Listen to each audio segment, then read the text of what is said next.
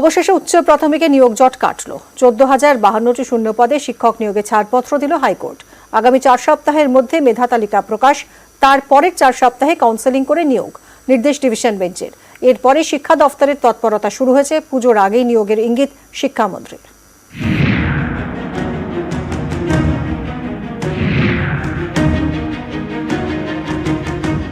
অবশেষে জট কাটল উচ্চ প্রাথমিকে।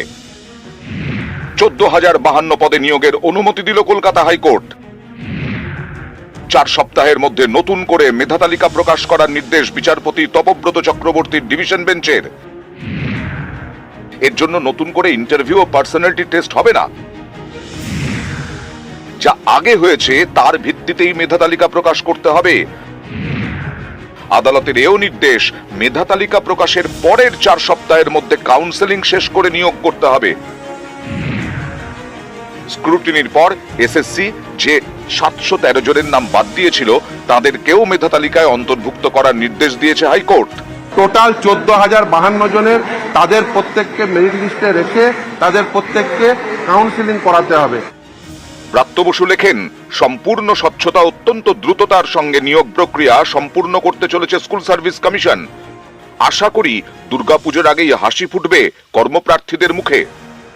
2015 টেট, সে বছর থেকেই নানা জটিলতায় বারবার স্থগিত হয়ে গেছে উচ্চ প্রাথমিকে শিক্ষক পদে নিয়োগের প্রক্রিয়া।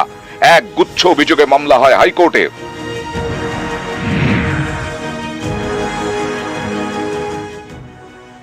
বিচারপতি মৌসুমী ভট্টাচার্য পুরো মেধা তালিকায় বাতিলের নির্দেশ দেন।